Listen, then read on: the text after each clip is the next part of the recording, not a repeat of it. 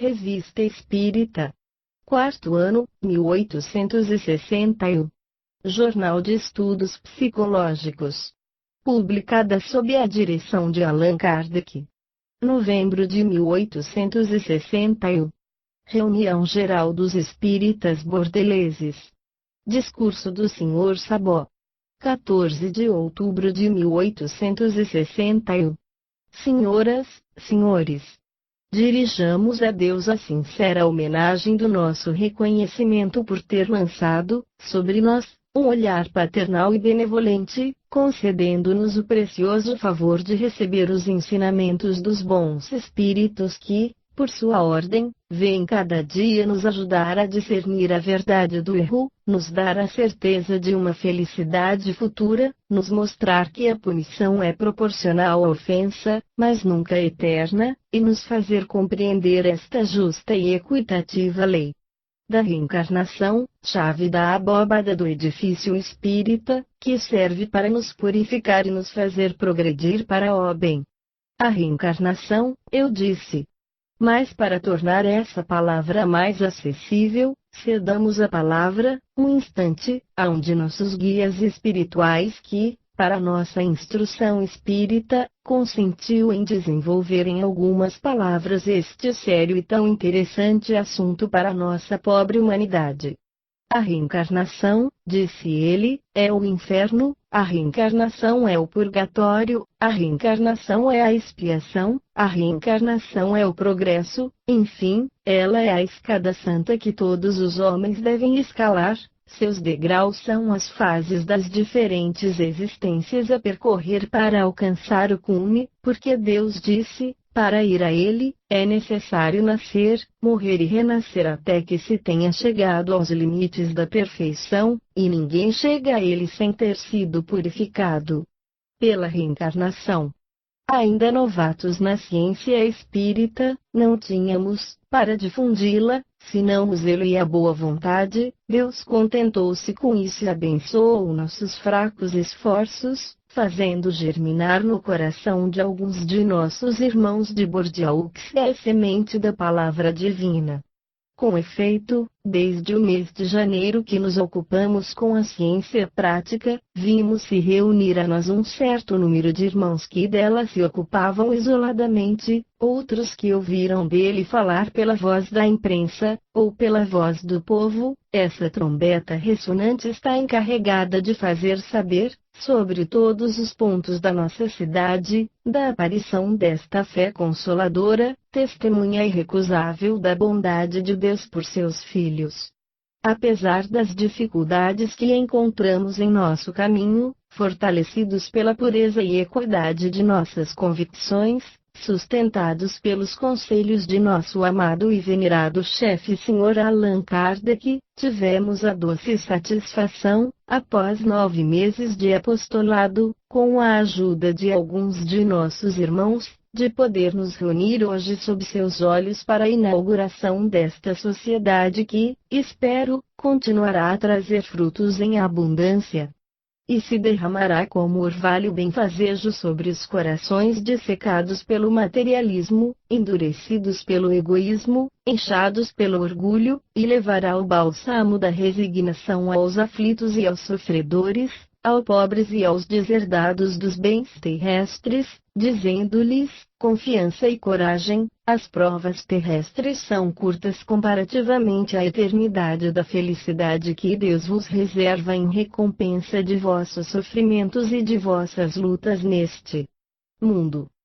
Sim, eu o confesso em alta voz, que estou feliz por ser o intérprete de um grande número de membros da Sociedade Espírita de Bordeaux, protestando nossa fidelidade em seguir o caminho que nos está traçado pelo nosso querido missionário, aqui presente, porque compreendemos que, para ser seguro, o progresso não se pode fazer senão gradualmente, e que chocando-se muito fortemente com certas ideias recebidas há séculos, distanciaremos o momento de nossa emancipação espiritual.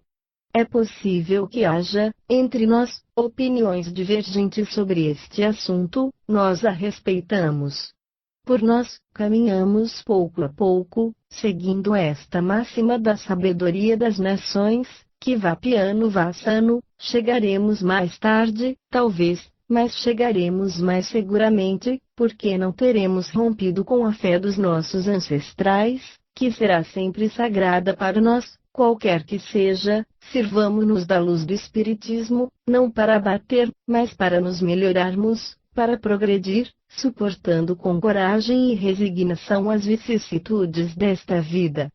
Onde não estamos senão de passagem, mereceremos o favor de sermos conduzidos ao fim das nossas provas, pelos Espíritos do Senhor, ao gozo da imortalidade para o qual fomos criados. Permiti-nos, caro mestre, que em nome dos membros desta sociedade que vos cercam, vos agradeça pela honra que nos fizestes vindo inaugurar, vós mesmo, esta reunião de família que é uma festa para todos nós, e que marcará, sem contradita, nos fastos do Espiritismo, recebei igualmente neste dia, que ficará gravado em nossos corações e de um modo todo particular, a expressão sincera de nosso vivo reconhecimento pela bondade paternal com a qual encorajastes os nossos fracos trabalhos, fostes vós que nos traçastes o caminho onde estamos felizes de vos seguir, convencidos de antemão de que a vossa missão é fazer o progresso espiritual caminhar em nossa bela França que, a seu turno, dará o impulso às outras nações da terra, para fazê-las chegar, pouco a pouco à felicidade, pelo progresso intelectual e moral. Reunião Geral dos Espíritas Bordeleses. Discurso do Dr. Bouchet de Vitray.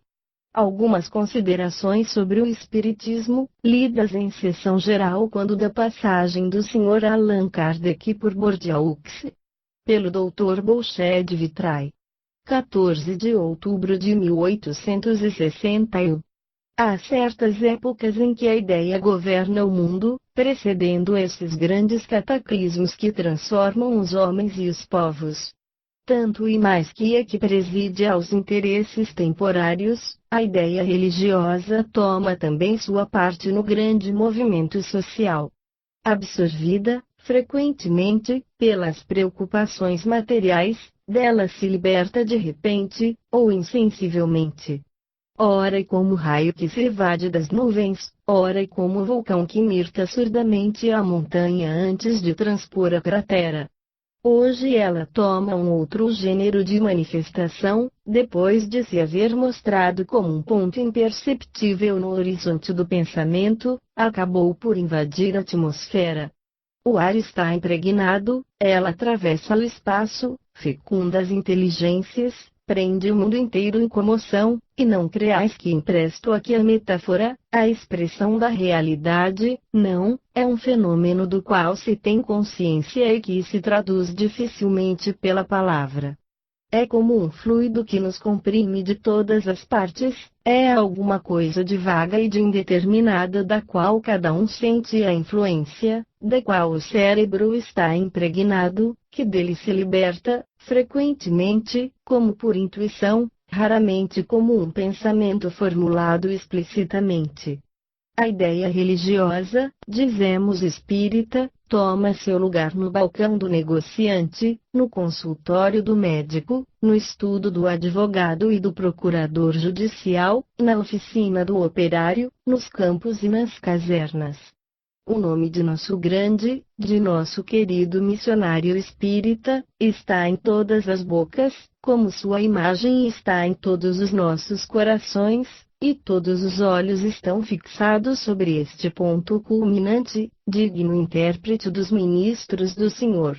Esta ideia que percorre a imensidade, que superexcita todos os cérebros humanos, que existe mesmo, instintivamente, nos espíritos encarnados mais recalcitrantes, não seria a obra dessa multidão de inteligências que nos envolve, precedendo e facilitando os nossos trabalhos apostólicos?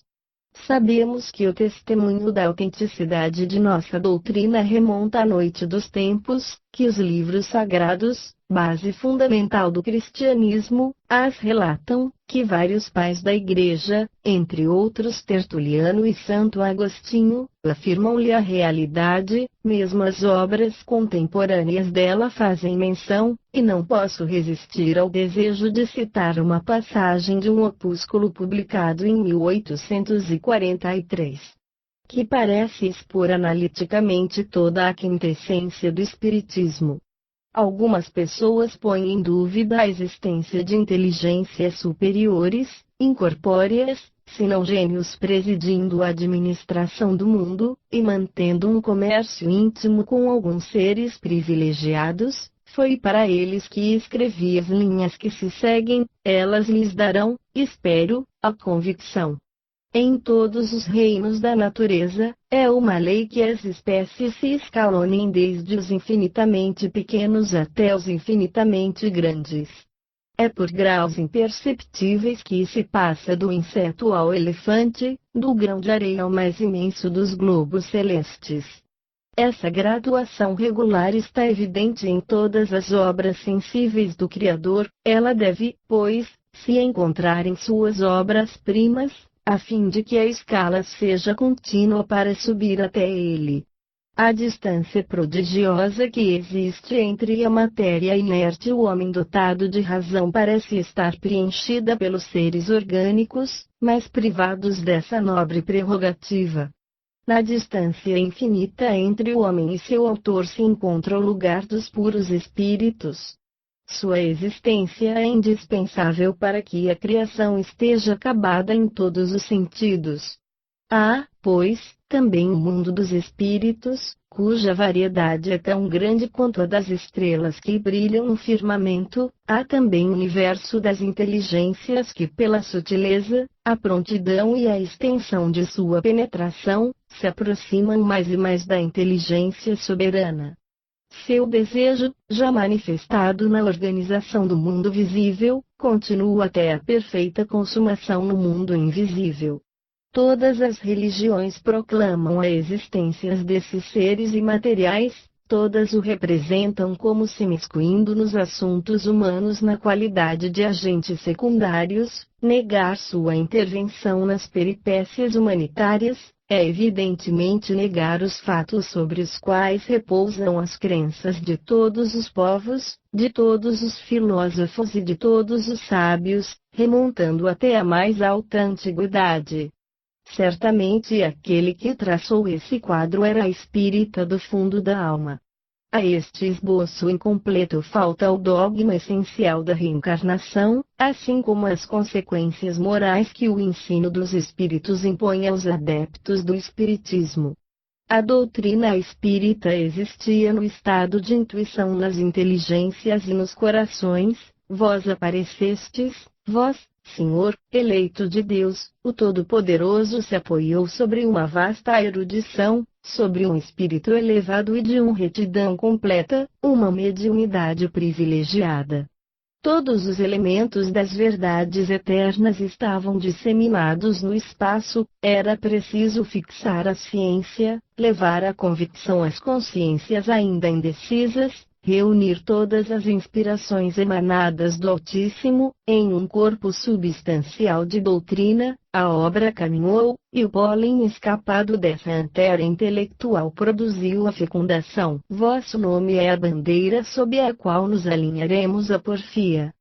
Hoje vindes em ajuda destas crianças do Espiritismo, que não fazem senão balbuciar os rudimentos da ciência, mas que um grande número de espíritos, atentos e benevolentes, não desdenham favorecer com suas celestes inspirações.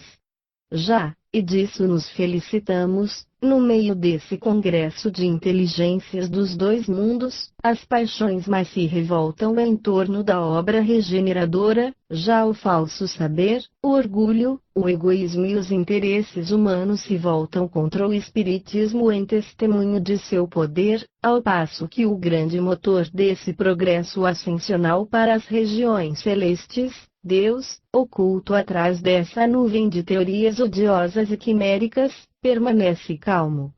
E prossegue a sua obra. E a obra se realizou, e sobre todos os pontos do globo formam-se centros espíritas. os moços abandonam suas ilusões da primeira idade, que lhes preparam tantas decepções para a época de sua maturidade. Homens maduros aprendem a levar a existência a sério. Velhos que usaram suas emoções nos atritos da vida, enchem esse vazio imenso com gozos mais reais que aqueles que os abandonam, e de todos esses elementos heterogêneos se formam ajuntamentos que raiam ao infinito. Nossa bela cidade não foi a última a participar desse movimento intelectual. Um desses homens de coração, de julgamento são, tomou a iniciativa. Seu apelo foi ouvido por inteligências que se harmonizam com a sua. Ao redor desse foco luminoso gravita um grande número de círculos espíritas. De todas as partes surgem comunicações variadas trazendo a marca de seu autor. É a mãe que, de sua esfera gloriosa, com a perfeição do detalhe e sua ternura infinita, se comunica com o filho bem-amado. É o pai ou o avô que alia ao seu amor paternal a severidade da forma. Foi Fénelon que deu à linguagem da caridade a marca da beleza antiga e a melodia de sua prosa. É o espetáculo tocante de um filho que se tornou o espírito bem-aventurado. E dando, àquela que o leva em seu seio, o eco de seus altos ensinamentos, é o de uma mãe que se revela a seu filho, e que, a cabeça coroada de estrelas, o conduz, de prova em prova, ao lugar que deve ocupar junto dela e no seio de Deus durante todas as eternidades. Sociedade comercial, é o arcebispo de Utrecht soprando ao seu protegido as suas inspirações eloquentes, e submetendo-as ao freio da ortodoxia. É o anjo Gabriel, tocante homônimo do grande arcanjo, tomando espontaneamente, e com a permissão de Deus, a missão de guiar seu irmão, de segui-lo passo a passo, aliando assim, seu espírito superior, ao amor fraternal, ao amor divino. São os puros espíritos, os santos, os arcanjos, que revestem suas sublimes instruções com a marca da divindade. São, enfim, manifestações físicas, depois das quais a dúvida não é mais senão um absurdo. Se não for uma profanação. Depois de haver elevado os vossos olhares até os degraus superiores da escala dos seres, consenti, caros colegas, em abaixá-los até os degraus ínfimos, e os infinitamente pequenos vos fornecerão ainda ensinamentos. Há cerca de 10 anos que as claridades do Espiritismo luziram aos meus olhos, mas era o Espiritismo no estado rudimentar, despojado de seus principais documentos e de sua tecnologia característica. Era um reflexo, alguns jatos de uma fina irradiação. Isso não era ainda luz. Em lugar de pegar a pena e o lápis e obter, por esse meio assim simplificado, comunicações rápidas, recorreu-se à mesa pela tipologia ou escrita imediata. A mesa não era senão um apêndice da mão, mas esse modo de comunicação, em geral repulsivo aos espíritos superiores, mantinha-os, o mais frequentemente, à distância. Não tive, pois, senão mistificações, respostas triviais ou obscenas, e eu mesmo me afastava desses mistérios de além-túmulo, que se traduziam de um modo tão pouco conforme a minha expectativa, ou antes, que se apresentavam sob um aspecto que me espantava. Várias experimentações foram tentadas e chegaram a resultados análogos. E, entretanto, essas aparentes decepções não eram senão provas temporárias que deveriam ter por consequência definitiva o arrebatamento de minhas convicções. Apesar de mim, o positivismo de meus estudos se prenderra às minhas crenças filosóficas, mas eu era céptico e não pirrônico, porque eu duvidava, pesaroso, e fazia vãos esforços para repelir o materialismo que invadira, por surpresa, minha alma e meu coração. Quanto os decretos de Deus são impenetráveis. Essa disposição moral serviu precisamente para minha transformação. Eu tinha sob os olhos a imortalidade da alma revestindo o aspecto de uma realidade material, e para assentar essa fé tão nova, que me importava, depois de tudo, que as manifestações me viessem de um espírito superior ou inferior, contanto que esse fosse um espírito. Eu não sabia bem que um corpo inerte, tal como a mesa, pode ser um instrumento, mas não a causa de uma manifestação inteligente, que esta não entrava por nada na esfera de minhas ideias, e que todas as teorias fluídicas são impotentes para explicá-las. Eu tinha, pois, sacudido essas tendências materialistas, contra as quais lutei sem sucesso, com uma energia desesperada, e explorei francamente essas regiões intelectuais que somente entrevira. Não era a demonofobia do Sr. de Mirville a impressão profunda que havia lançado em minha alma.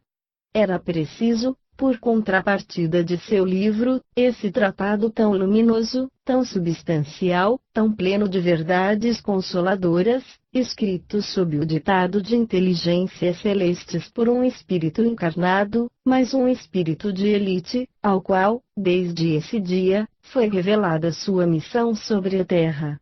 O reconhecimento me obriga hoje a inscrever sobre essa página o nome de um de meus bons amigos, que abriu meus olhos à luz, o do Sr. Holstang, distinto advogado, e sobretudo consciencioso, destinado a desempenhar um papel marcante nos fastos do Espiritismo. Devo esta homenagem passageira ao reconhecimento e amizade. Certamente, se nesta solenidade, não temesse abusar do emprego do tempo, teria citar numerosas comunicações de um interesse incontestável, e, contudo, no meio desta atividade puramente intelectual acima de nossas relações incessantes com o mundo dos espíritos, sobrepor dois fatos que me parecem, por exceção, protestar contra o mutismo absoluto. O primeiro está caracterizado por detalhes íntimos e tocantes que nos emocionaram até as lágrimas, o segundo, pela estranheza do fenômeno, pertencente à mediunidade evidente, e constitui uma prova tão palpável que seria reduzir a negar a boa-fé dos médiuns se quisesse negar a realidade do fato. Alguns fervorosos espíritas se reúnem, semanalmente, comigo, para estudar em comum e mais frutiferamente a doutrina dos espíritos. Uma fé plena inteira, a analogia, para a maioria, dos estudos e da educação, fizeram nascer uma simpatia recíproca e comunhão de ideias e de pensamentos, disposição intelectual e moral, sem contradita, a mais favorável às comunicações sérias. Nessa modesta reunião, um de nós, dotado em um grau eminente da faculdade medianímica, quis evocar o espírito de uma criança que conhecera e que sucumbira, creio, em razão de um croup, com a idade de 6 anos, ele fazia o trabalho de médium e eu de evocador. A evocação apenas terminara e uma percussão muito sensível contra um dos móveis da antecâmara despertou nossa atenção, e nos levou a perguntar se esse ruído, de um caráter insólito, provinha de uma causa natural ou de um efeito espírita.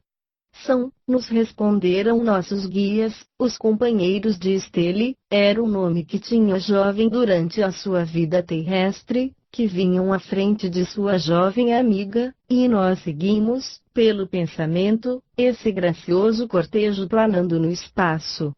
Entre elas nos designaram Antônia, jovem que não fez senão passar sobre a terra e que havia apenas completado sua 4ª primavera, quando caiu sob a foice mortífera. Prevendo que elas iriam acabar suas provas numa nova existência, pedi ao meu anjo guardião, essa boa mãe cuja ternura jamais me faltou, tomá-la sob o seu patrocínio, e mostrar-lhes ostensivamente sua celeste protetora. A adesão não se fez esperar, mas Deus não lhe permitiu aparecer senão a uma delas, e ela escolheu Antônia. Que vês, minha pequena amiga, exclamei evocando esta última a bela senhora, ela está toda resplandecente de luzes, e que te disse essa bela senhora? Ela me disse, vem a mim, minha criança, eu te amo. Eis porque representei essa terna mãe com a cabeça coroada de estrelas. Se esta tocante anedota, pertencente ao mundo espírita, não vos parece senão o capítulo de um romance, é necessário renunciar a toda comunicação. O outro fato se pode resumir em duas palavras: estive com um de meus colegas em espiritismo, 11h30 nos surpreenderam no meio de preces que dirigíamos a Deus pelos espíritos sofredores, quando entrevi vagamente uma sombra partindo de um dos pontos de meu gabinete, descrevendo uma linha diagonal que se prolongou até o meu leito, situado na peça vizinha. Quando terminou o seu percurso, ouvimos um ruído muito distinto, e a sombra se dirigiu para a biblioteca, formando um ângulo agudo com a primeira direção. A emoção me tomava, mas nessa hora em que tudo dispõe à emoção e ao mistério, de início acreditei numa alucinação, numa ilusão de ótica, e formei interiormente a resolução de guardar silêncio sobre essa aparição fantástica, quando o companheiro de meus estudos incessantes, voltando-se para mim, perguntou-me se não vira nada. Eu estava desorientado, mas resolvi esperar uma abertura mais completa, e me limitei a perguntar os motivos de sua pergunta. Ele descreveu-me, então, o estranho fenômeno do qual igualmente fora testemunha, de uma tal exatidão que não me foi mais possível duvidar de não confirmar a realidade da aparição. O segundo dia depois, nosso médium por excelência estava presente, nossos guias consultados, nos confirmaram a verdade, acrescentaram que essa aparição espontânea fora de um espírito designado, durante sua vida terrestre, sob o nome de Maria dos Anjos.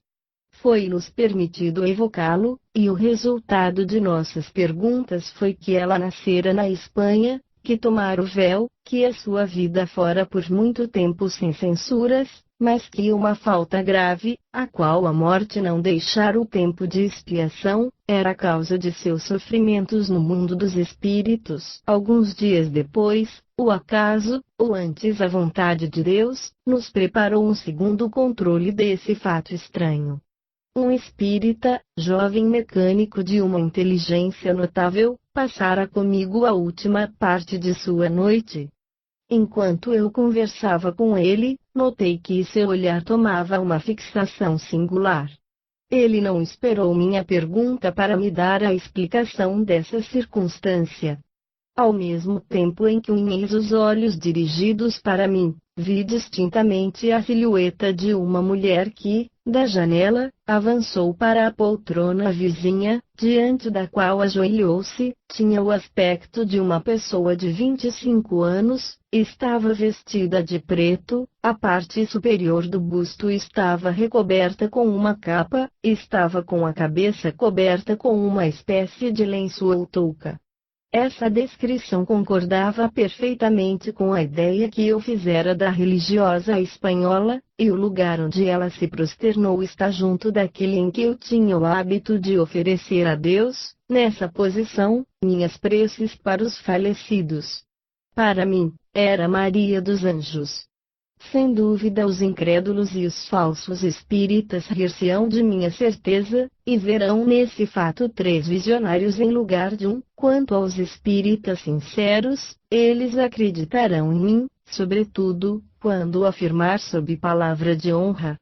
Não reconheço a ninguém, com direito de colocar em dúvida semelhante testemunho. Os trabalhos do Espiritismo em Bordeaux, de quanta modéstia e de quanta reserva se revistam, não são por isso menos objeto da curiosidade pública, e não passa poucos dias que eu não seja perguntado a seu respeito. Todo profano maravilhado pelos fenômenos espíritas reclama com instância o favor de uma experimentação, a sua alma flutua entre sua própria dúvida e a convicção dos adeptos. Introduzi-o numa assembleia séria, numa reunião de espíritas, que supomos profundamente recolhidos, quer dizer, tendo uma disposição conveniente com a gravidade das circunstâncias, que se passará nele. O médium escrevente, traduzindo sob ditado as inspirações de um espírito superior, lhes fará aceitar como tais.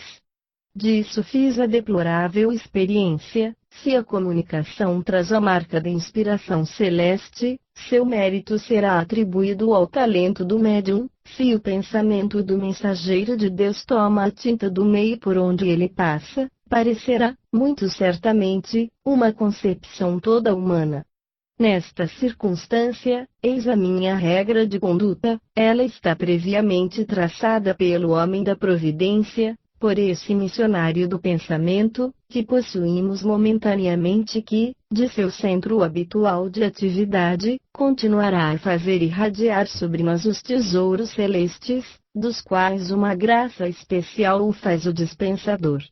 Aos curiosos que vêm pesquisar a realidade dos fatos, ou solicitar uma audiência, seja como objeto de distração, seja como uma emoção que atravessa o coração sem nele se deter, eu me limito a expor a gravidade do assunto, ao espírito pseudo-sábio encarnado, que me representa perfeitamente sobre esse globo da 8ª classe, e da 3ª ordem do mundo espírita, respondo com o propósito de não receber mais aquele que, se bem que obsidiado por suas dúvidas, possui a verdade em estado de germe, que começa pela boa fé para chegar à fé. Aconselho estudos teóricos, aos quais não tarda a suceder o estudo prático ou a experimentação. Assim, à medida que de um fato novo se libera uma ideia nova, ele a registra ao lado do fato, então, se introduzem gota a gota em seu coração e em seu cérebro, a ciência espírita, suas consequências morais, que nos fazem ver, alternando nas duas existências, uma eternidade radiosa que se derrama no seio de Deus, fonte de felicidade e de vida. Bolshed Vitrai, doutor em medicina. Reunião Geral dos Espíritas Bordeleses. Discurso do Sr. Allan Kardec. Senhoras e senhores, é com alegria que atendi ao chamado que consentistes em me fazer, e a acolhida simpática que de vós recebo é uma dessas satisfações morais que deixam no coração uma impressão profunda e indelével.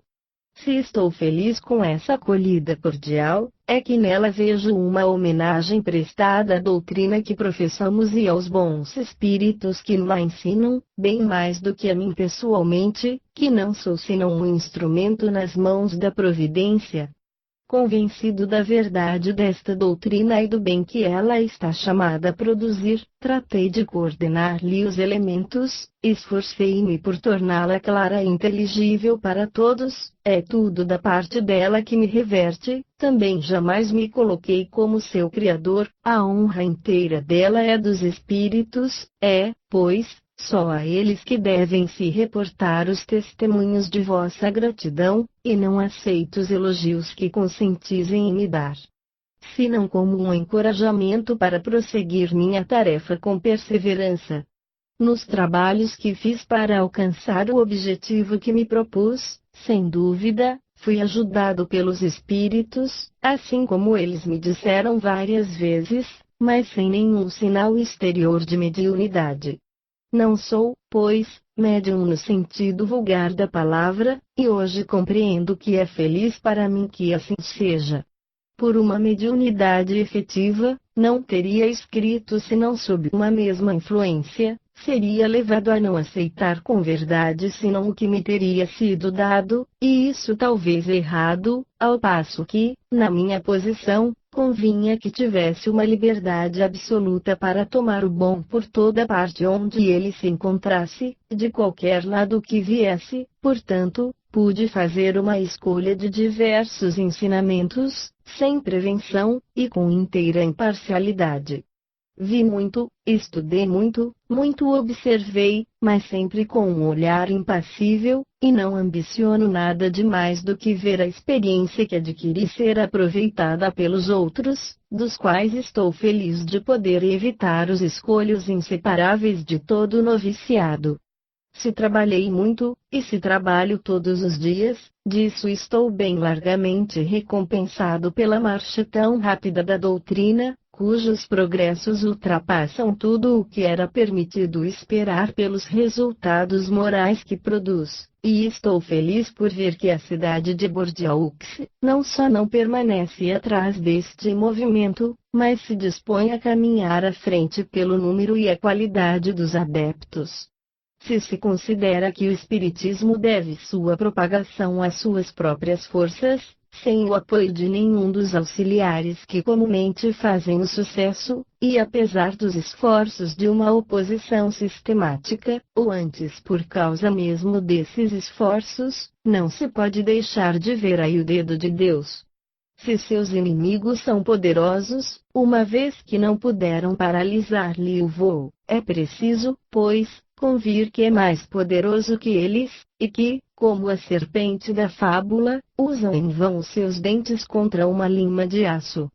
Se dizemos que o segredo de seu poder está na vontade de Deus, aqueles que não creem em Deus disso zombarão.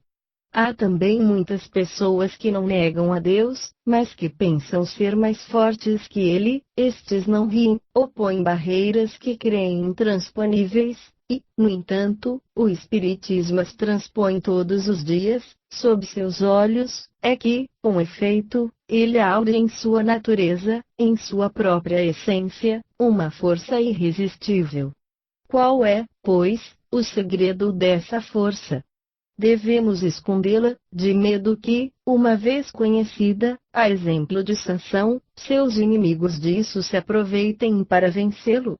De modo nenhum, no Espiritismo, não há mistérios, tudo se faz às claras, e podemos sem medo revelá-lo abertamente.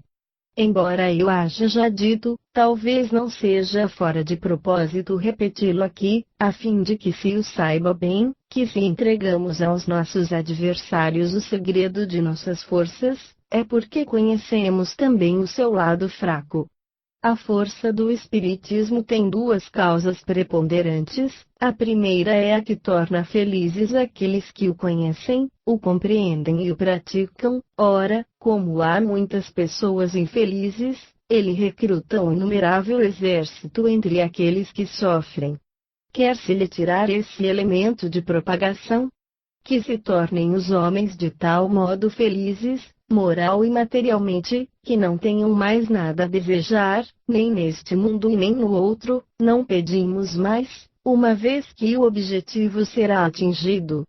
A segunda é que ele não repousa sobre a cabeça de nenhum homem que se possa abater, que não há nenhum foco único, que se possa extinguir, sua fonte está por toda parte, uma vez que por toda parte há médiuns que podem se comunicar com os espíritos, que não há famílias que não possam encontrá-los em seu seio, e que esta palavra do Cristo se cumpre: vossos filhos e vossas filhas profetizarão e terão visões. Por quê? Enfim, o Espiritismo é uma ideia, e que não há nenhuma barreira impenetrável pela ideia, nem bastante altas que ela não possa transpô-las. Matou-se o Cristo, mataram-se seus apóstolos e seus discípulos, mas o Cristo lançara no mundo a ideia cristã, e essa ideia triunfou da perseguição dos Césares onipotentes. Por que, pois, o Espiritismo, que não é outra coisa que o desenvolvimento e aplicação da ideia cristã, não triunfaria de alguns zombadores ou antagonistas que, até o presente, apesar de seus esforços, não puderam lhe opor senão uma estéril negação? Está aí uma pretensão quimérica. Um sonho de reformador?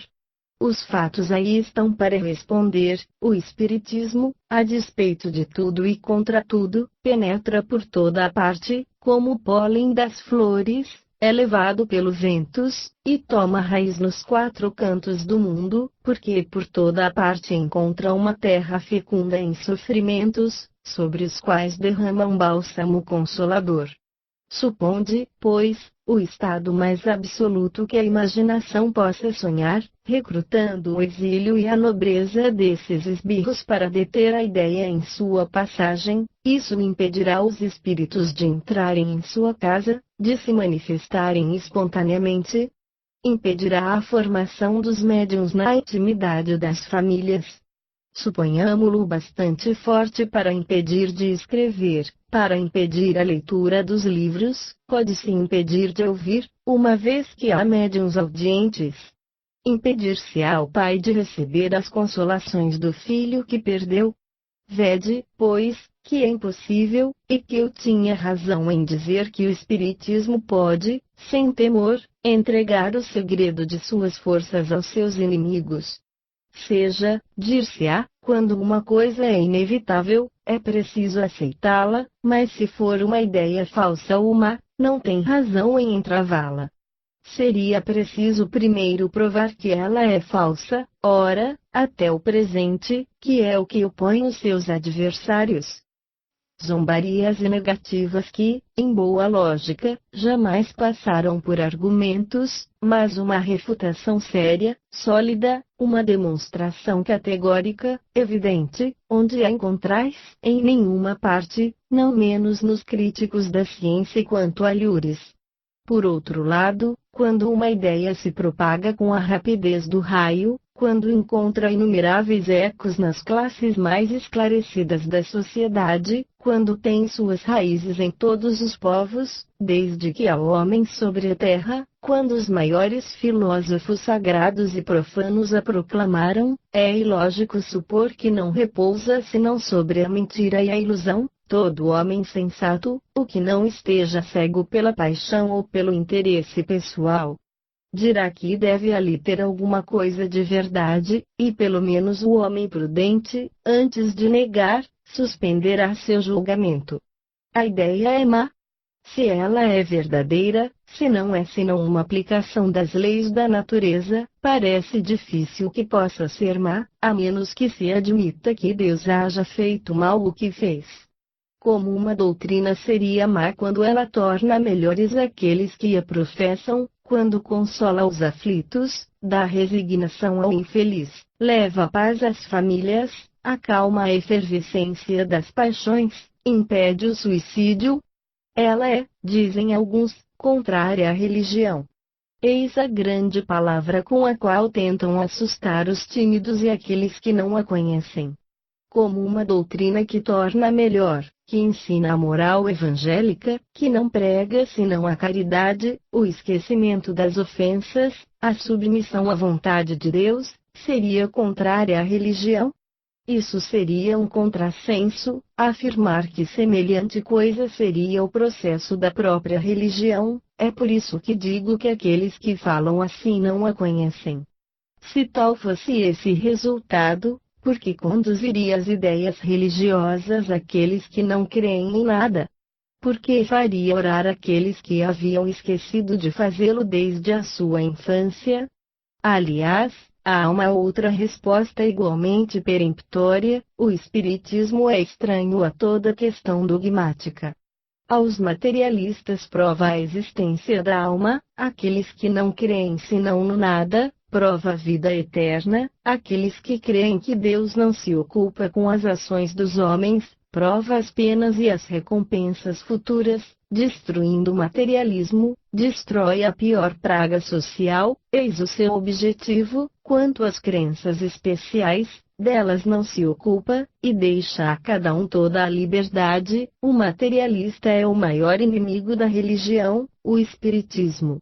Conduzindo ao espiritualismo, lhe faz percorrer 3/4 partes do caminho para entrar na comunhão dos fiéis católicos, cabe à Igreja fazer o resto, mas se a comunhão para a qual tenderia a se ligar o repele, seria temer que não se voltasse para uma outra. Dizendo-vos isso, senhores, prego aos convertidos, o sabeis tão bem quanto eu, mas há um outro ponto sobre o qual é útil dizer algumas palavras. Se os inimigos de fora nada podem contra o espiritismo, não ocorre o mesmo com aqueles do interior, quero dizer daqueles que são mais espíritas de nome do que de fato, sem falar daqueles que não têm do espiritismo senão a máscara. O mais belo lado do espiritismo é o lado moral, será por suas consequências morais que triunfará, porque ali está sua força, porque ali é invulnerável. Ele escreveu sobre a sua bandeira, amor e caridade, diante desse paládio mais poderoso do que o de Minerva, porque vendo Cristo, a própria incredulidade se inclina. O que pode se opor a uma doutrina que conduz os homens a se amarem como irmãos? Se não se admitir a causa, menos se respeitará o efeito. Ora, o melhor meio de provar a realidade do efeito é de aplicá-lo a si mesmo, é mostrar aos inimigos da doutrina, pelo seu próprio exemplo, que ela torna realmente melhor. Mas como fazer crer que um instrumento pode produzir harmonia, se tornam os sons discordantes? Do mesmo modo, como persuadir que o Espiritismo deve conduzir à concórdia, se aqueles que o professam, ou que supostamente o professam, o que é tudo mesmo para os adversários, se atiram pedras? Se uma simples suscetibilidade do amor próprio, de precedência, basta para dividi-los, não é o meio de se fazer refletir o seu próprio argumento? Os inimigos mais perigosos do Espiritismo são, pois, aqueles que o fazem mentir a si mesmos, não praticando a lei que eles mesmos vêm proclamar. Haveria puerilidade em fazer dissidência por nuances de opinião, haveria malevolência evidente, esquecer do primeiro dever do verdadeiro espírita, de se separar por uma questão pessoal, porque o sentimento da personalidade é o fruto do orgulho e do egoísmo. É necessário não esquecer, senhores, que os inimigos do Espiritismo são de duas ordens. De um lado, tendes os zombeteiros e os incrédulos, estes recebem, todos os dias, desmentidos pelos fatos, não os temeis, e tendes razão. Eles servem a nossa causa sem querer, e devemos por isso agradecer-lhes. Do outro lado são as pessoas interessadas em combater a doutrina, estes não espereis conduzi-los pela persuasão, porque não procuram a luz. Em vão ostentaríeis aos seus olhos a evidência do sol, são cegos, porque não querem ver. Não vos atacam, porque estáis no erro, mas porque estáis na verdade, e que, certo ou errado, eles creem que o Espiritismo prejudica os seus interesses materiais. Se estivessem persuadidos de que é uma quimera, deixá-lo-iam perfeitamente tranquilo. Também sua obstinação cresce em razão dos progressos da doutrina, de tal sorte que se pode medir a sua importância pela violência de seus ataques. Enquanto não viram o Espiritismo senão um jogo de mesas girantes, nada disseram, contaram com o capricho da moda, mas hoje, que, a despeito de sua má vontade, veem a insuficiência da zombaria, empregaram outros meios. Esses meios, quaisquer que sejam, demonstraram a sua impotência. No entanto, se não podem abafar essa voz que se eleva de todas as partes do mundo, se não podem deter esta torrente que os invade de todas as partes, tudo farão para trazer entraves, e se podem recuar o progresso de um só dia, eles dirão que é ainda um dia de ganho. Esperai, pois, que disputarão o terreno palmo a palmo, porque o interesse material é o mais tenaz de todos. Para ele os mais sagrados direitos da humanidade nada são, tendes disso a prova na luta americana. Pereça a união que fazia nossa glória, antes que os nossos interesses, dizem os escravocratas, assim falam os adversários do Espiritismo, porque a questão humanitária é o menor de seus cuidados. Que lhes opor? Uma bandeira que os faça enfraquecer, porque sabem bem que leva essas palavras saídas da boca do Cristo, amor e caridade, e que essas palavras são a sua sentença. Ao redor desta bandeira, que todos os verdadeiros espíritas se reúnam, e serão fortes, porque a união faz a força. Reconheceis, pois, os verdadeiros defensores de vossa causa, não por vãs palavras, as palavras que nada custam, mas pela prática da lei de amor e de caridade, pela abnegação da personalidade. O melhor soldado não é aquele que brande mais alto o seu sabre, mas aquele que sacrifica corajosamente sua vida. Olhai, pois, como fazem causa comum com vossos os inimigos, todos aqueles que teriam para lançar entre vós o fermento da discórdia, porque, voluntária ou involuntariamente, fornecem armas contra vós. Em todos os casos não conteis mais com aqueles do que com esses maus soldados, que fogem ao primeiro tiro de fuzil. Mas direis, se as opiniões estão divididas sobre alguns pontos da doutrina, como reconhecer de que lado está a verdade? É a coisa mais fácil. Primeiro, tendes por peso vosso julgamento, por medida sã e inflexível lógica. Tereis em seguida o assentimento da maioria, porque, crede bem que o número crescente ou decrescente de partidários de uma ideia vos dá a medida do seu valor. Se ela é falsa, não saberá conquistar mais vós do que a verdade, Deus não o permitiria, pode deixar o erro se mostrar por aqui e por ali, para nos fazer ver suas maneiras e nos ensinar a reconhecê-la. Sem isso, onde estaria o nosso mérito se não tivéssemos escolhas a fazer? Quereis um outro critério da verdade? Eis um que é infalível. Uma vez que a divisa do Espiritismo é amor e caridade, reconheceis a verdade pela prática desta máxima, e tende por certo que aquele que lança pedra em outro não pode estar na verdade absoluta. Quanto a mim, senhores, ouvistes minha profissão de fé. Se, o que não apraze a Deus, se levantarem dissidências entre vós, digo com pesar, eu me separaria abertamente daqueles que desertassem a bandeira da fraternidade, porque, aos meus olhos não poderiam ser olhados como verdadeiros espíritas. Em todos os casos, não vos inquieteis, de nenhum modo, com quaisquer dissidências passageiras, logo tereis a prova de que elas são sem consequências graves, são provas para vossa fé e o vosso julgamento, frequentemente, são também meios permitidos por Deus e os bons espíritos para darem a medida da sinceridade, e dar a conhecer aqueles com os quais se podem contar realmente em caso de necessidade, e que são evitados assim de se colocarem à frente. São pequenas pedras semeadas sobre o vosso caminho, a fim de vos habituar a ver sobre o que vos apoiais. Resta-me, senhores, falar-vos da organização da sociedade.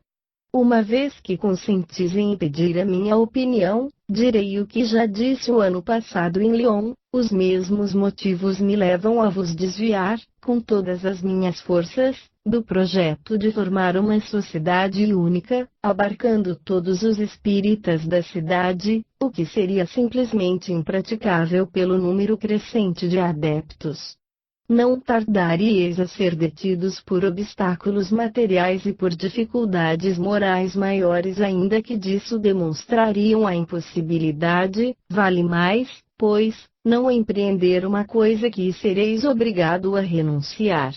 Todas as considerações em apoio a esta opinião estão completamente desenvolvidas na nova edição de O Livro dos Médiuns, ao qual vos convido referirdes. A isto não acrescentarei senão poucas palavras. O que é difícil obter numa reunião numerosa ou é muito menos em grupos particulares, eles se formam por afinidade de gostos, de sentimentos e hábitos. Dois grupos separados podem ter uma maneira de ver diferente sobre alguns pontos de detalhe, e não deixar, por isso, de caminharem de acordo, ao passo que, se estivessem reunidos, a divergência de opiniões ali levaria, inevitavelmente, à perturbação. O sistema da multiplicação dos grupos tem ainda por resultado pôr fim às rivalidades de supremacia e de presidência. Cada grupo naturalmente presidido pelo senhor da casa ou aquele que for designado, e tudo se passa em família. Se a alta direção do espiritismo, numa cidade, incumbe alguém, este será chamado pela força das coisas, e um assentimento tácito designará muito naturalmente em razão de seu mérito pessoal, de suas qualidades conciliatórias, do zelo e do devotamento dos quais tiver dado prova, dos serviços reais que terá prestado à causa, adquirir, assim, sem procurá-la, uma força moral que ninguém pensará em contestar-lhe. Porque todo o mundo a reconhecerá nele, ao passo que aquele que, com sua autoridade privada, procurasse se impor, ou que fosse levado por um pequeno grupo, encontraria a oposição da parte de todos aqueles que não lhe reconhecessem as qualidades morais necessárias, e daí uma causa inevitável de divisões. É uma coisa grave conferir a qualquer um a direção suprema da doutrina. Antes de fazê-lo, precisaria estar bem seguro dele sob todos os aspectos, porque, com ideias errôneas, poderia arrastar a sociedade para um triste abismo e talvez, a sua ruína. Nos grupos particulares, cada um pode fazer suas provas de habilidade e se designar, para mais tarde, ao sufrágio de seus colegas, se isso ocorrer, mas ninguém pode pretender ser general antes de ter sido soldado. Do mesmo modo que o bom general se reconhece pela sua coragem e pelos seus talentos, o verdadeiro espírita se reconhece pelas suas qualidades. Ora, a primeira da qual deve dar a prova é a abnegação da personalidade, pois, por seus atos é que se o reconhece, mais do que pelas suas palavras. O que é preciso para uma tal direção, é um verdadeiro espírita, e o verdadeiro espírita não é movido nem pela ambição, nem pelo amor próprio. Chamo a esse respeito, senhores, a vossa atenção sobre as diversas categorias de espíritas, cujos caracteres distintivos estão claramente definidos em O Livro dos Médiuns, número 28. De resto, qualquer que seja a natureza da reunião, quer seja numerosa ou não, as condições que deve preencher para atingir o objetivo são as mesmas. É nisso que é necessário levar todos os seus cuidados, e aqueles que o preencherem serão fortes, porque, necessariamente, terão o apoio dos bons espíritos.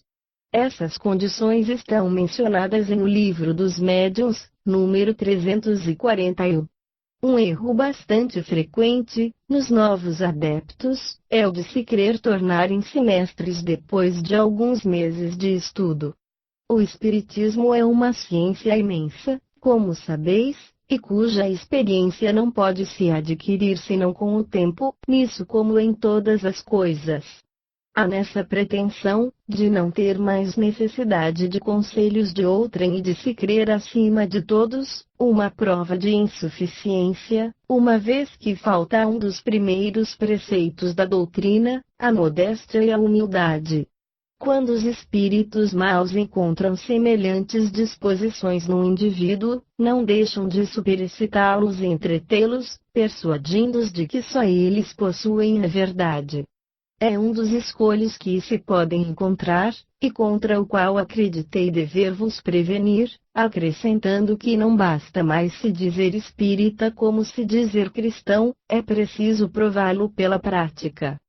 Se, pela formação dos grupos, evita-se a rivalidade dos indivíduos, essa rivalidade não pode existir entre os próprios grupos que, caminhando em caminhos um pouco divergentes, poderiam produzir cismas, ao passo que uma sociedade única manteria unidade de princípios.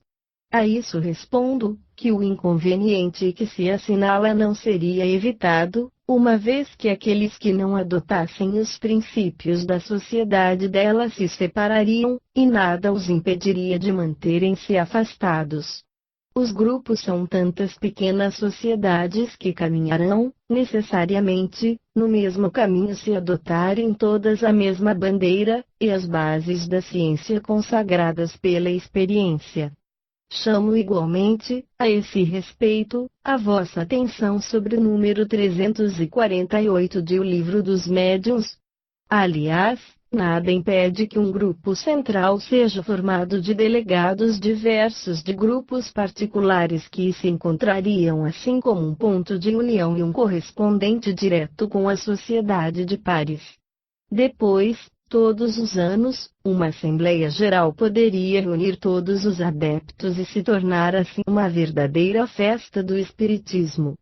De resto, sobre esses diversos pontos, prepararei uma instrução detalhada que terei a honra de vos transmitir ulteriormente, seja sobre a organização, seja sobre a ordem dos trabalhos. Aqueles que a seguirem se manterão, naturalmente, na unidade de princípios. Tais são, senhores, os conselhos que creio dever vos dar, uma vez que consentistes em referir-se aos meus conselhos. Estou feliz em acrescentar que encontrei em Bordeaux excelentes elementos, e um progresso muito maior do que eu esperava. Encontrei aqui um grande número de verdadeiros e sinceros espíritas, e levo de minha visita a esperança fundada que a nossa doutrina que se desenvolverá sobre as bases mais largas e em excelentes condições. Crede bem que meu concurso não faltará jamais a tudo o que estiver em meu poder fazer para secundar os esforços daqueles que são, sincera e conscienciosamente, devotados de coração a esta nobre causa, que é a da humanidade. O espírito de Erasto, que já conheceis, senhores, pelas notáveis dissertações que lestes dele, vem também vos trazer o tributo de seus conselhos. Antes de minha partida de Paris ele editou, por seu médium habitual, a comunicação seguinte, que vou ter a honra de vos ler. Reunião Geral dos Espíritas Bordeleses. Primeira Epístola aos Espíritas de Bordeaux, por Erasto, humilde servidor de Deus. Que a paz do Senhor esteja convosco, meus bons amigos, a fim de que nada jamais venha perturbar a boa harmonia que deve reinar num centro de espíritas sinceros. Sei o quanto vossa fé em Deus é profunda, e quão fervorosos adeptos sois da nova revelação. É por isso que vos digo, em toda a efusão de minha ternura por vós, estaria desolado, estaríamos todos desolados, nós que somos, sob a direção do Espírito de Verdade, os iniciadores do Espiritismo na França, se a concórdia das quais destes, até este dia, provas brilhantes viessem a desaparecer de vosso meio. Se não tivesseis dado exemplo de uma fraternidade sólida, se, enfim, não fosseis um centro sério e importante da grande comunhão espírita francesa, eu teria deixado esta questão na sombra. Mas se a levanto, é que tenho plausíveis razões para vos convidar a manter, entre os vossos diversos grupos, a paz e a unidade de doutrina. Sim, meus caros discípulos, aproveito com zelo desta ocasião, que nós mesmos preparamos, para vos mostrar o quanto seria funesto para o desenvolvimento do Espiritismo, e que escândalo causaria entre vossos irmãos de outros países, a novidade de uma cisão no centro que nos encantamos, até esta hora, de citar, pelo seu espírito de fraternidade, a todos os outros grupos formados ou vias de formação. Não ignoro, e não deveis ignorar não mais, que se empregará de tudo para semear a divisão entre vós, que se procurará armar-vos emboscadas, que se semeará, sobre o vosso caminho, armadilhas de toda sorte, que vos oporão uns aos outros, a fim de fomentar uma divisão e levar a uma ruptura sob todos os aspectos lamentáveis, mas sabereis evitar isso, praticando primeiro diante de vós mesmos, e em seguida diante de todos os sublimes preceitos da lei de amor e de caridade.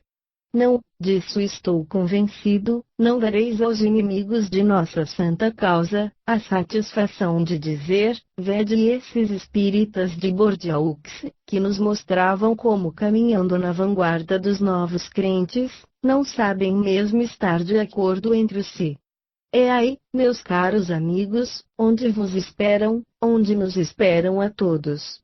Vossos excelentes guias já vos disseram, tereis de lutar não só contra os orgulhosos, os egoístas, os materialistas e todos esses infortunados que estão imbuídos do espírito do século, mas ainda, e sobretudo, contra a turba dos espíritos enganadores que, encontrando no vosso meio uma rara reunião de médiuns, porque sois melhor aquinhoados sob esse aspecto, virão logo vos atacar, uns com dissertações sabiamente combinadas onde, à custa de algumas piedosas tiradas, insinuarão a heresia ou algum princípio dissolvente, os outros com comunicações abertamente hostis aos ensinamentos dados pelos verdadeiros missionários do Espírito de verdade. Crede-me, não temais nunca então em desmascarar os patifes que, novos tartufos, se introduzirão entre vós sob a máscara da religião, sede igualmente sem piedade para com os lobos devoradores, que se escondem sob peles de ovelhas.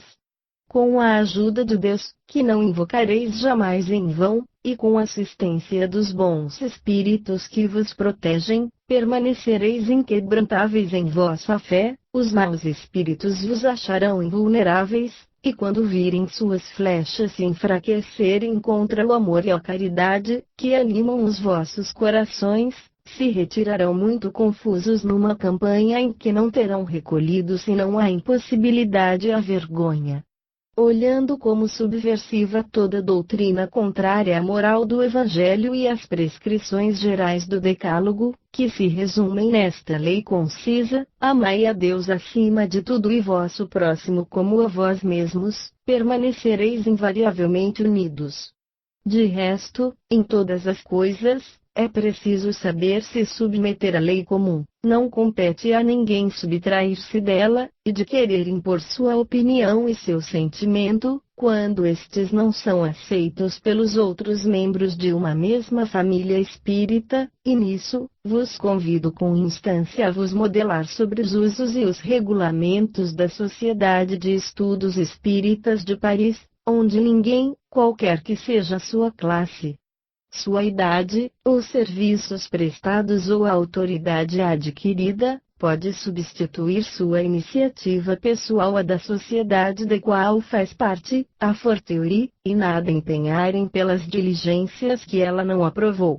Dito isto, é incontestável que os adeptos de um mesmo grupo devem ter um justo respeito pela sabedoria e pelas experiências adquiridas. A experiência não é o quinhão nem do mais velho nem do mais sábio, mas bem daquele que se ocupou por maior tempo e com o maior fruto para todos da nossa consoladora filosofia. Quanto à sabedoria, cabe a vós examinar aquele ou aqueles que, entre vós, melhor seguem e praticam os seus preceitos e as leis.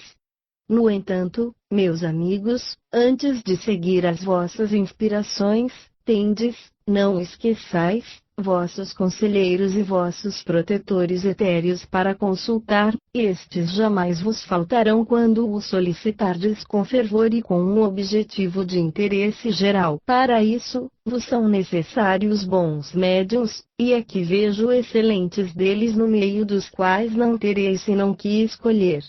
Certamente, e eu as conheço, a senhora e a senhorita Kazima Jokes e algumas outras possuem, no mais alto grau, as qualidades medianímicas, e nenhum país, vos repito, não está, sob esse aspecto, melhor aquinhoado do que Bordeaux. Devo-vos fazer ouvir uma voz tanto mais severa, meus bem-amados, quanto o Espírito de verdade, mestre de nós todos, espera mais de vós. Lembrai-vos de que fazeis parte da vanguarda espírita, e que a vanguarda, como o Estado maior, deve a todos o exemplo de uma submissão absoluta à disciplina estabelecida. Vossa tarefa não é fácil, uma vez que a vos incumbe o trabalho de elevar, com mão vigorosa, o machado nas sombrias florestas do materialismo, e perseguir, até suas últimas fortalezas, os interesses materiais coligados. Novos jasons, caminhais para a conquista do verdadeiro tosão de ouro, quer dizer, dessas ideias novas e fecundas que devem regenerar o mundo, mas aí caminhais não mais no vosso interesse privado, não mais mesmo no interesse da geração atual, mas sobretudo no interesse das gerações futuras, para as quais preparais os caminhos. Há nesta obra uma marca de abnegação e de grandeza que ferirá de admiração e de reconhecimento os séculos futuros, e da qual Deus, crede-me, saberá vos levar em conta. Devi-vos falar como fiz, porque me dirijo a pessoas que ouvem a razão, a homens que perseguem seriamente um objetivo eminentemente útil, a melhoria e a emancipação da raça humana, aos espíritas, enfim, que ensinam e que pregam pelo exemplo, que o melhor meio para ali chegar está na prática das verdadeiras virtudes cristãs.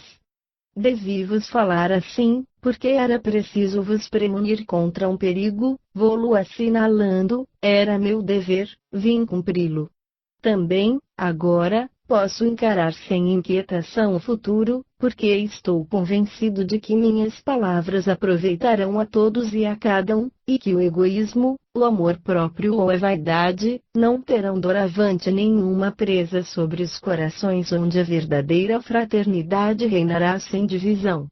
Vós vos lembrareis, espíritas de Bordeaux, de que a união entre vós é o verdadeiro encaminhamento para a união e a fraternidade universal, e, a esse respeito, estou feliz, muito feliz, de poder constatar claramente que o Espiritismo deverá, por si, fazer-vos dar um passo adiante. Recebei, pois, as nossas felicitações, porque falo aqui em nome de todos os espíritos que presidem a grande obra da regeneração humana, por ter, pela vossa iniciativa, aberto um novo campo de exploração e uma nova causa de certeza aos estudos dos fenômenos de além-túmulo, pelo vosso pedido de filiação, não mais como indivíduos isolados, mas como grupo compacto, a sociedade iniciadora de pares.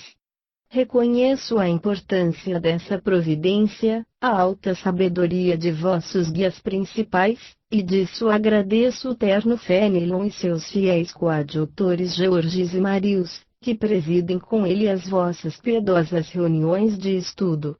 Aproveito dessa circunstância para prestar igualmente um testemunho brilhante aos espíritos Ferdinand e Félicia, que todos vós conheceis. Se bem que esses dignos colaboradores hajam feito bem só pelo bem, é bom que saibais que é a esses modestos pioneiros, secundados pelo humilde Marcelin, que nossa santa doutrina deve ter prosperado tão rapidamente em Bordeaux e no sudoeste da França. Sim, meus fiéis crentes, vossa admirável iniciativa será seguida, eu o sei, por todos os grupos espíritas seriamente formados. E, pois, um passo imenso adiante. Compreendestes, e todos os vossos irmãos compreenderão como vós, quais vantagens, que progressos, que propaganda resultarão da adoção de um programa uniforme para os trabalhos e os estudos da doutrina que nós vos revelamos. Está bem entendido, contudo, que cada grupo conservará sua originalidade e sua iniciativa particular, mas, fora de seus trabalhos particulares, terá de se ocupar de diversas questões de interesse geral, submetidas a seu exame pela sociedade central, e para resolver diversas dificuldades, cuja solução, até este dia, não pôde ser obtida dos espíritos, por razões que é inútil desenvolver aqui. Quereria-vos injuriar se fizesse ressaltar, aos vossos olhos, as consequências que resultarão de trabalhos simultâneos e quem, pois, então, ousará contestar uma verdade, quando essa verdade será confirmada pela unanimidade ou a maioria das respostas mediúnicas, obtidas simultaneamente em Lyon, Bordeaux, em Constantinopla, em Metis, em Bruxelas, em Sens, no México, em Karlsruhe, em Marsella, em Toulouse, em Macon, em Sétif, em Alger, em Oran e Cracóvia, em Moscou, em São Petersburgo, assim como em Paris. Eu vos entretive com a rude franqueza da qual me sirvo com vossos irmãos de Paris. Contudo, não vos deixarei sem testemunhar minhas simpatias justamente adquiridas com essa família patriarcal, onde os excelentes espíritos comprometidos com a vossa direção espiritual começaram a fazer ouvir suas eloquentes palavras. Mencionei a família Sabá, que soube atravessar, com uma constância e uma piedade inalterável, as provas dolorosas com as quais Deus quis afligi-la, a fim de elevá-la e torná-la apta à sua missão atual. Não devo esquecer, não mais, o concurso devotado de todos aqueles que, em suas respectivas esferas, contribuíram para propagar a nossa consoladora doutrina. Continuai todos, meus amigos, a caminhar resolutamente em vosso caminho aberto, ele vos conduzirá seguramente às esferas etéreas da perfeita felicidade, onde vos encontrarei. Em nome do Espírito de verdade, que vos ama, eu vos abençoo, espíritas de Bordeaux. Erasto.